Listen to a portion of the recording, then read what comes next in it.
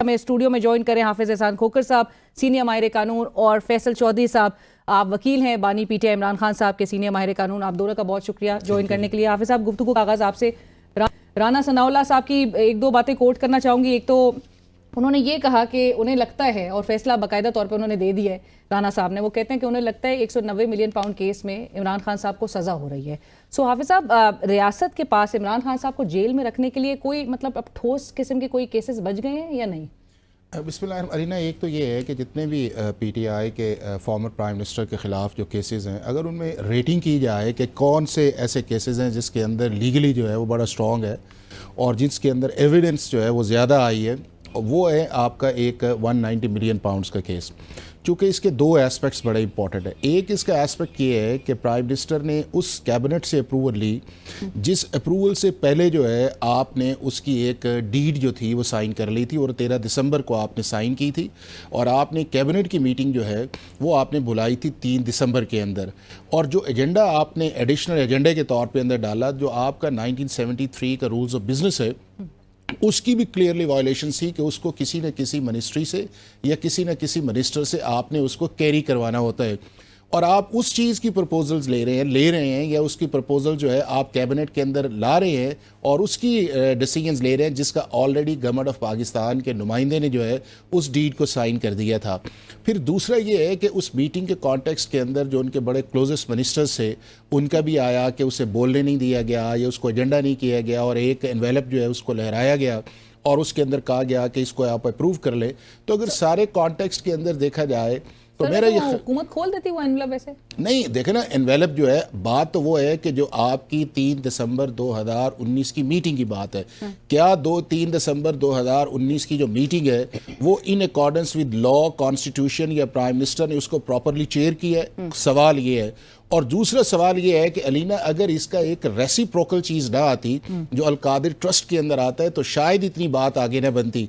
अगर आप उन सारी डेट्स को देखें, जो अलकादिर ट्रस्ट की डेट्स है या लैंड ट्रांसफर्स की डेट है या उसके ट्रस्टीज़ अगर आप उनको देख लें, या उसके बाद जो है उसको आगे मूव ऑन रजिस्ट्रेशन वाले करवाएं अगर, और उनके जो ट्रस्टीज़ को आपने चेंज किया, तो वो सारी की सारी डेट्स जो हैं वो क्रूशल हैं। और अल्टीमेटली जो मामला ये है कि क्या वो पैसे जो थे, एक सेकंड, क्या वो पैसे जो, नहीं एक सेकंड है, क्या वो पैसे जो थे वो पाकिस्तान के स्टेट अकाउंट्स के अंदर आने चाहिए जो अकाउंट नंबर 1 है, या वो एक ऐसी सेटलमेंट थी जो सुप्रीम कोर्ट ऑफ पाकिस्तान ने 360 अरब रुपए की उसके अंदर उसकी एडजस्टमेंट थी, और वो पैसे जो थे पाकिस्तान के रियासत के अकाउंट में नहीं आए, आपकी सुप्रीम कोर्ट के अकाउंट के अंदर गए, वो एक लायबिलिटी को सेटल किया गया। और वो जो फैसला आपने किया था 3 दिसंबर का कि पाकिस्तान के अंदर पैसे आने चाहिए, अकाउंट 1 के अंदर आने चाहिए, वो भी पूरे नहीं हुए। और उसके बाद रियासत जो है वो तो बहरहाल इस पे प्रॉफिट जो है वो हासिल करती रही। फैसल साहब, हाफिज साहब ने जिस तरह से गुफ्तगू का आगाज किया कि इस वक्त जो solid case perhaps Imran Khan साहब के खिलाफ है वो 190 मिलियन पाउंड केस ही है। हाफिज साहब के जो फैक्ट्स हैं वो बिल्कुल फ्रैक्चर्ड हैं और डिस्टॉर्टेड हैं, और मेरे ख्याल में इन्होंने प्रोसिक्यूशन एविडेंस नहीं पढ़ा है, और प्रोसिक्यूशन एविडेंस पढ़ते तो ये जितने भी इल्ज़ामात सुनी सुनाई बातों पर लगाए हाफिज साहब ने, ये कभी भी नहीं लगाते। ये जो सारी डेट्स हैं ये भी जो हैं हाफिज साहब को किसी ने गलत बताई हैं। जो गवर्नमेंट के किसी नुमाइंदे ने डीड साइन की है ये भी इनको गलत बताया किसी ने।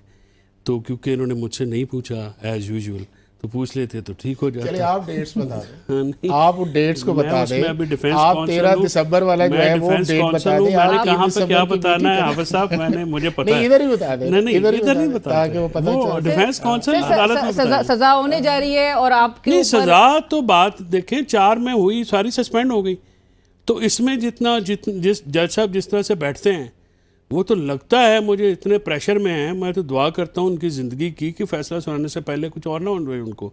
वो जज बशीर साहब थे, मुझे इमरान खान साहब कहने लगे बेचारे, आपको याद होगा वो बेचारे दिसंबर जनवरी में बाहर घास पे जो है वो नंगे पैर चलते थे, उनको इतना प्रेशर था। फिर उन्होंने अल्लाह का वास्ता दिया कि जी मैं इससे ज़्यादा प्रेशर नहीं बर्दाश्त कर सकता, मेरा जो है वो अपना इससे पहले कि मेरी बख्शिश हो जाए आप मेहरबानी करें, मैंने नौकरी नहीं करनी। और आज जमानत का फैसला होना था, बाय द वे जमानत का फैसला तो प्रोसिक्यूशन भाग गई उधर। आज बरियत की दरख्वास्त का फैसला था, तो वो जज साहब ने आज को मुनासिब समझा कि नहीं मैंने उधर नहीं आना, हमें वहाँ पे सुबह भेज देते हैं और वहाँ पे खुद आते नहीं हैं। ठीक है, तो ये सारी जो कंकॉक्शन है ना, सो आपको वैसे ये पैटर्न समझ तो आती है कि जब तक सजा नहीं, नहीं आपको होगी नहीं तब आती, तक दुनिया को नहीं समझ में आती है। समझ आती है। डिफेंस काउंसिल तो आप है ना। फैसल ने अभी तक जो हमने डेट्स कही हैं या जिस तरह वो पैसे आए हैं नहीं, मैंने या जिस तरह वो कैबिनेट का फैसला कह रहे हैं कि है, मैं अभी उस पर डिफेंस बात काउंसिल अच्छा, उसमें ये मुझे बता दें, अब जाहिर है क्योंकि हाफिज साहब को तो लिबर्टी ये है ना कि ये उसमें वकील नहीं है, तो उन्होंने सारा केस इतने ही लड़ देना है। फैसल तो साहब, मैंने अदालत में लड़ना है। अब आपने मुझे ये अदालत में बताएं लड़ना है, कि लेकिन- अच्छा मीटिंग नहीं हुई और अगर फॉर एग्जांपल इनके मान भी लें तो पाकिस्तान की सुप्रीम कोर्ट में आए थे या इंडिया की सुप्रीम कोर्ट के पैसे आए थे, और 24 अरब रुपया किसने उसके ऊपर नहीं, फैसल ये अफसर है। ने कि नहीं, फैसल नहीं तो ये 12 कहता है। उस पे 24 देखिए, अरब अगर रुपया प्रॉफिट पाकिस्तान किसने की लिया? सुप्रीम कोर्ट ना, ये प्रॉफिट पब्लिक छोड़े ना। प्रॉफिट का केस है, पब्लिक लॉस का केस फैसल नहीं है। ना आप ये कि नहीं, पाकिस्तान देखें की रियासत की कैबिनेट फैसला करती है कि ये पाकिस्तान के अकाउंट 1 में आने चाहिए। नहीं, और अकाउंट जिस- 1 में अगर आए पैसे रियासत पाकिस्तान के, जी ये फैसला हो गया? ये हुआ था ना, नहीं फैसला उस हुआ ना। फैसले यही के- आपको ना, पता नहीं है ना सर, जब देखिए, ना पता होगा ना फैसल मान इस लिया तरह- करें ना। नहीं, आपके अच्छा, फैक्ट्स वो जो गलत नहीं हैं। वो जो आपके फैक्ट्स टोटल गलत हैं। जो- ये एनसीए जो की नेशनल मैं क्राइम- बताता हूँ सर, हाँ, अभी बताता हूँ, जरा हौसले से सुन लें, फिर आपको फैसला करने में आसानी होगी। जो गलत फैसला आप दिल में किए बैठे हैं वो गलत है। नहीं, मैं नहीं बात कह यह है रहा। कि हसन नवाज शरीफ ने ये प्रॉपर्टी अली रियाज को बेची, एग्जैजरेटेड प्राइस पे बेची। शायद वो 40 मिलियन पाउंड की 18-22 मिलियन की डील थी, उसको 40 मिलियन पाउंड का उन्होंने बेचा। वो हमेशा अपना जो है खाता बढ़ा के जो है ना प्राइस इन्वॉइसिंग जो है ओवर इन्वॉइसिंग करते हैं। ठीक। वो की एनसीए ने उनसे पूछा कि भाई आप सोचते हैं नेशनल क्राइम एजेंसी, जो कि ये पनामा पेपर्स जिसमें ये सारा Right. ख़ानदान मुलव्वस था, उसके बाद वो इंग्लैंड में भी बनी और यहाँ पे भी FIA वगैरह को स्पेशल लॉज बने। तो उसी पैटर्न के ऊपर एनसीए ने कहा जी कि आप ये ट्रांजैक्शन जस्टिफाई करें। तो वो उनका और मलिक रियाज साहब का एक केस चला आपस में, ठीक है। उसमें हुकूमत पाकिस्तान कभी पार्टी नहीं थी, प्रोसिक्यूशन का एविडेंस ये पढ़ लें जाके। वहाँ पे जब गवर्नमेंट ऑफ पाकिस्तान नहीं थी तो उसके बाद ये एक वहाँ पे जो ये फाइनेंशियल डील्स होती हैं नेशनल क्राइम एजेंसी और मलिक रियाज साहब की, वो जो डील थी जिसके तहत वो 140 मिलियन पाउंड है, ये जो पैसे थे ये वापस आने थे, ये मलिक रियाज साहब के अपने पैसे। इसमें गवर्नमेंट ऑफ पाकिस्तान क्लेमेंट नहीं है। ना इस तरह का अब बात सुन लेना, बात सुन लेना।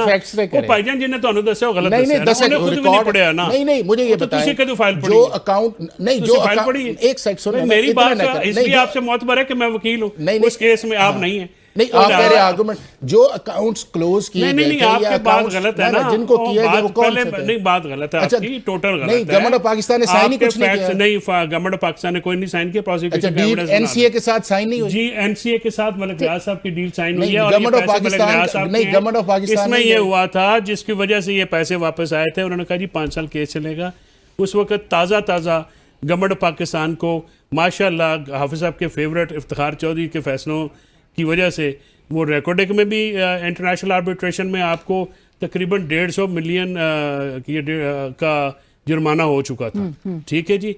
तो उसमें ये हुआ कि गवर्नमेंट ऑफ पाकिस्तान ने उसमें ये कैबिनेट ने जो जनरल उसमें ये कहा जी कि ये पैसों को प्रूव करना ये गवर्नमेंट ऑफ पाकिस्तान के नहीं है, तो इसमें बड़े 5 साल लगेंगे और इतनी बड़ी रकम नहीं आएगी। तो उन्होंने कहा पाकिस्तान में आनी है ना, तो आप भिजवा दें। तो वो जो कॉन्फिडेंशियलिटी जो थी, एक साइड फैसला इतना ना करे, वो जो फैसला वो सर कैबिनेट गलत है ना ਤੁਹਾਡੇ नहीं जो ਤੁਹਾਨੂੰ ਨਹੀਂ ਪਤਾ, ਤੁਸੀਂ ਮੇਰੇ को सुनो नहीं, प्लीज। इस तरह Right. नहीं, नहीं, तुसी मेरे को नहीं, हाफिज इतना- साहब, चलिए इतना- मैं नहीं, अब- इतना ना ओहो, करें। हाफिज साहब, आप आपके सारे बिल्कुल का facts ही गलत हैं। आप- A to Z सारे गलत। फैक्ट्स अच्छा, ठीक है, सारे फैक्ट्स गलत हैं आप उन आपके। तीनों नहीं, फैक्ट्स पे आपको आपने जिसने बात बताया की। ना उसने गलत चलिए बताया। मैं आपको हाफिज मिसलीड साहब, किया इमरान खान गया, साहब को बाहर कब तक मिसइन्फॉर्म आता किया। देख रहे हैं? जी बाहर कब तक आता देख रहे हैं जी? नहीं, वो तो अदालत ने फैसला करना है और माशाल्लाह फैसल नहीं, जैसे लेकिन जिस कॉम्पिटेंट तरह- लॉयर अब आ गए हैं आपका तो कोई ना legal कोई किसी तज्जिया नतीजे क्या पे तो है? जाएगा ना। हाँ? आपका लीगल तज्जिया क्या है? देखिए चीज़ ये है कि जितने भी केसेस 1 बाय 1 आप देखें, इलेक्शन कमीशन ऑफ पाकिस्तान का जो पहला केस था जिसके अंदर उन्हें 3 साल की सज़ा हुई थी, अगर उस केस के अंदर वहाँ के ऊपर भी ये कह दिया जाता कि हम 120 दिन का बेनिफिट्स लेते हैं तो शायद वो केस इस तरह ना आता। तो लीगल एक फ्लॉ था कि वहाँ के ऊपर आपने कहा जी हमने यहाँ नहीं किया, हमने वहाँ कर दिया। और फिर ये है कि वो ऑर्डर आज भी सेटिस्फाइड नहीं हुआ, वो सस्पेंड नहीं हुआ, और उसके नतीजे में आपको 3 साल से नीचे सजा आ गई। फिर उसके बाद जो दूसरे केसेस भी है जिसमें तोशा खाना वाला है, या उसके बाद सुन लेना, देखो कौन सी वाली सजा सस्पेंड नहीं है, मैं इलेक्शन कमीशन ऑफ पाकिस्तान का वो जो फैसला है जिसको आपने इस्लामाबाद हाई कोर्ट में भी चैलेंज किया, फिर उस एक सुन लेना, दो थे नहीं, 2 थे, उसी में थे यार, फैसल 2 था, फैसल सुन लेना, सुन ले सर प्लीज, एक सुन लेना,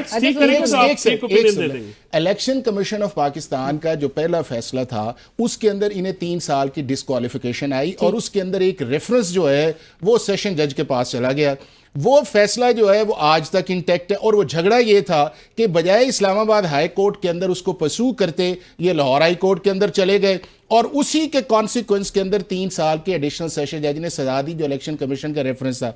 तो मैं ये समझता हूं कि जितने भी आप इन सारी चीज़ों को देख लें, अब आप अगर 342 की साइफर की इनकी स्टेटमेंट आप देख लें तो उसके अंदर भी कंसीड किया गया। साइफर तो केस ही खत्म हो गया। नहीं देखे ना, आपने लीगल स्ट्रेटजी पे बात, लीगल स्ट्रेटजी की बात नहीं, वो अभी सुप्रीम कोर्ट के अंदर है।